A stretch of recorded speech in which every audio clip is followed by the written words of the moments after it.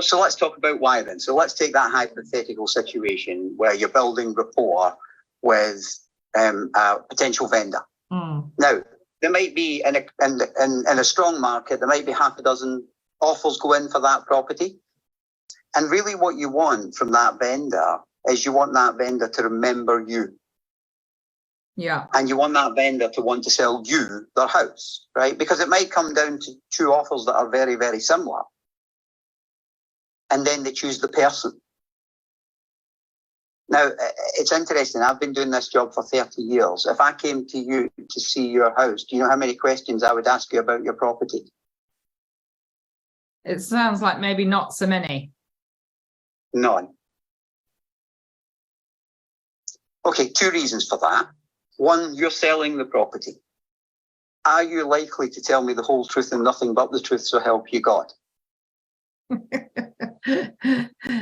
There may be some poetic license in there. Indeed, right? So if I've got research to do on the property, that's my job. It's not your job as the vendor to do my research for me. That's my own job.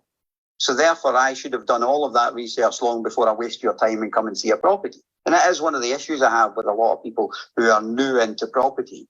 They want the vendor or the agent to tell them everything that they should actually have worked out for themselves. You know, the vendor and the agent are selling the property. They're not they're not an unbiased source of information, either of them. They're a very biased source of information. So what I want to do when I come to see you is I want to see why you love the property. And I want to tell you that I'm going to love it in the same way. And what if they, you know, if they've had a nightmare with the property? Is that you're going to help bring it back to life? So if I'm just thinking about one at the moment that I've got, you know, that it's, you know, the poor landlord has had a nightmare tenant and there's cat poo in the bathroom and, you know, it's really been, and he's just wants it gone. Okay, so role play that person then. Me, I'll be so I'm coming to see you. You've got a nightmare property, right? Yeah. And role play that person. Yeah, so, Paul, come in, have a look. I mean, it's horrific. I'm really sorry. You know, we've literally only just got the tenant out, and as you can see, well, you'll need a mask to cover your nose because it's just really smells. I know exactly how you feel. We once bought a property from an administrator. And the chap that had been in it was an alcoholic, right? And if I say to you without being too graphic that he never made his way to the bathroom. Oof. A bit like the cat here. There was no kitchen in it whatsoever, right? And how he managed to live in there, I have no idea. And we had to put the guys in with the full, you know, PPE gear, right, to clean it out because literally, as I say, I don't want to be too graphic, but he literally never used the bathroom, just wherever he was, right? And it was terrible. But, you know, we turned it around and we turned it into a nice property because that's what we do, right? So tell me about your journey. How did you end up in this? How did you end up kind of being involved as a landlord in this? Are you a landlord who's been a landlord for a long time and this has been a bad experience, or is this new? Yeah, absolutely. So I've had this property for, you know, really a number of years. It's been really great journey. It's made me some good returns. I've had some great tenants, but since, you know, Section 24 and this particular tenant has just made, you know, this property just not something that I want to carry on with. It can get you like that sometimes. So we'll have a look round and kind of come to our own assessment with it. Be interesting to learn a little bit more about yourself, though. So is this a full-time job or is this a part-time job? What is it for you? Yeah, I mean, I'm obviously a little bit older now, and yeah, we've got a number of properties, and yeah, we're just looking to sell up. My wife's found a nice property in you know, Tobago. We're going to move there. All right, so you're going to move abroad? Yeah. Are you excited about that? Cannot wait. Yes, we love the sun, and yeah, all our kids and grandkids are quite grown up now as well. So we just want to have that time to go and spend time over there, and we'll also come back and visit the family regularly, and they'll come and visit us. Sounds great. Retirement in the sun. Has it kind of always been on the cards, or is it just as you kind of get older, you think, oh, the sun's looking good? Yes, I think, yeah, my wife's a big fan, and I've come around to it now. So yeah, that's the way we're going. Oh, you think you'll be bored, or do you think you'll get better used to being a retired man quite easily? I'll always have something that'll keep me entertained. So no, I think I'm sure I'll jump on the golf course or get involved in something locally. No, I won't get bored. Yeah, I tried golf a couple of times. What is it they say about people? It's a waste of a good walk for people like me. I'm terrible at golf. And all my friends have got handicaps of like 5 and 6, so I don't kind of go out with them because I just slow the whole game down. So have you been a golfer before, or is this a new kind of thing you're going to try? I did it when much younger, around sort of when I was in the corporate world. It was kind of part of the gentleman's network, I suppose. But yeah, I do enjoy it. It's great to be outside. I have done a lot of golf around the world, and I'm looking forward to getting a bit better. I think having that time, which I think you don't have normally, to improve my swing and get good with it. I think the thing about retirement is, because I've got a couple of friends who are retired, is that when you go out, they tell me this, that when you go out and play golf when you're retired, you're actually playing golf. Whereas, when you're doing it in a corporate environment, or if you're working, you're still kind of 20% of your mind's on the golf and 80%'s on work.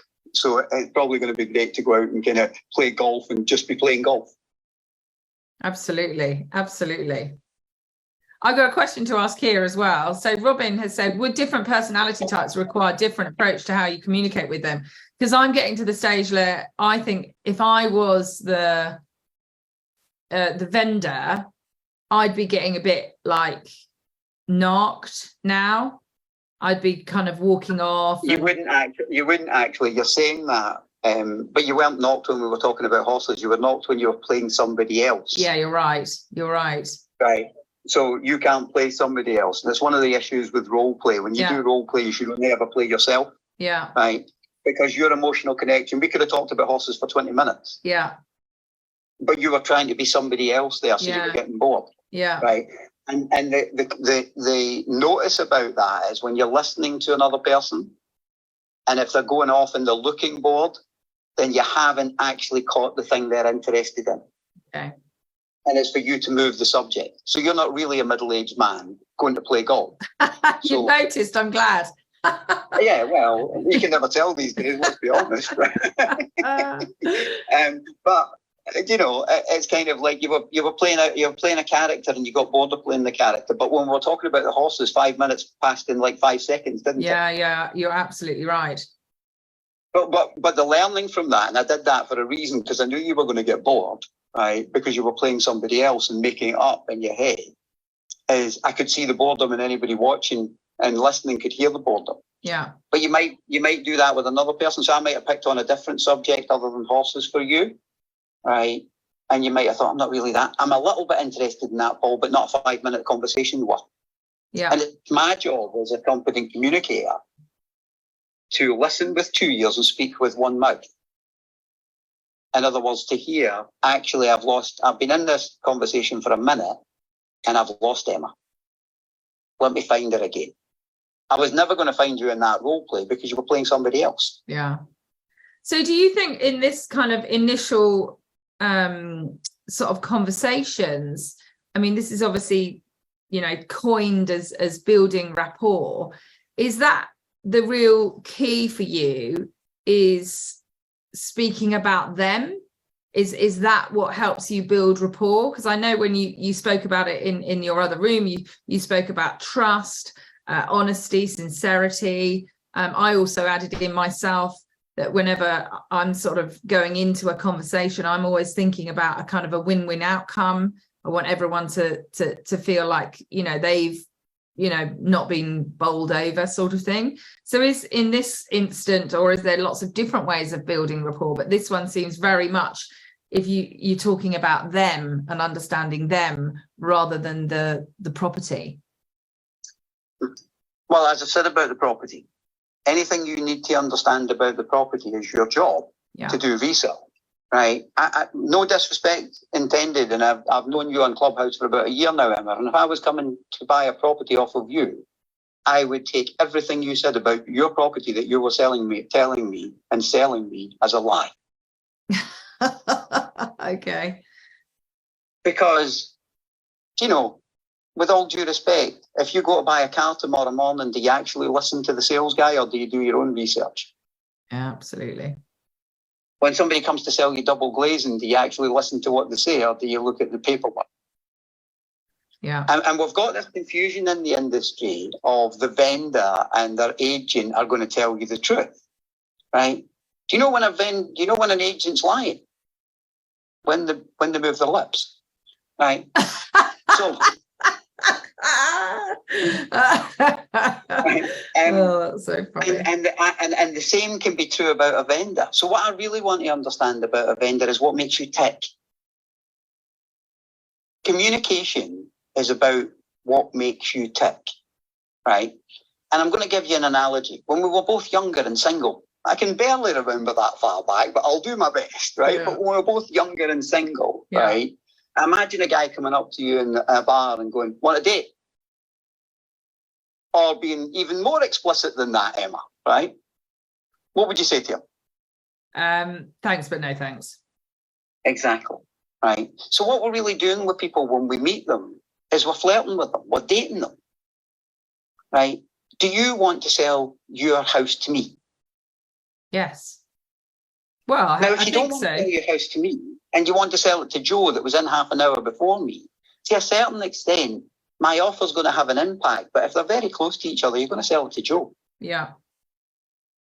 So our job really isn't about asking a vendor about his property or her property.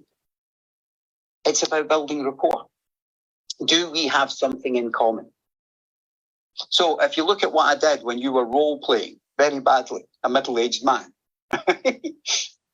because we all role-play somebody else very badly. Yeah. We role-play ourselves very, very well, but we role-play other people very badly. Yeah. So when you were badly role-playing a middle-aged man, right, about to retire, when you're at a point in your career where you want to make it all happen, it was so outside of your reality, you couldn't deal with it. Yeah. But the first thing I talked about to that man, that hypothetical man, was, I've had a bad experience with a tenant or with a property too. Yeah. We've got something in common. And it's that commonality that builds relationships. It's very difficult to build a relationship with another human being that you have nothing in common with. And where do you go if there isn't, you can't find that common ground? So let's say we start a conversation and you walk in and there's obviously something going on and they're very closed. I've never found another human being that's very close. I've found people who are very good at closing human beings. Okay. Asking them a whole bunch of questions about their property, for example, and they feel quite tense about selling the property. They don't feel comfortable lying, but they don't want to tell you 100% of the truth. There's a great way to close another person down. Ask them questions they don't want to answer. Yeah. So if you go in and there's something about that property that person doesn't want to share with you, and you're interrogating them, Emma. Yeah. And they don't want to blatantly lie to you, then that person's going to close down.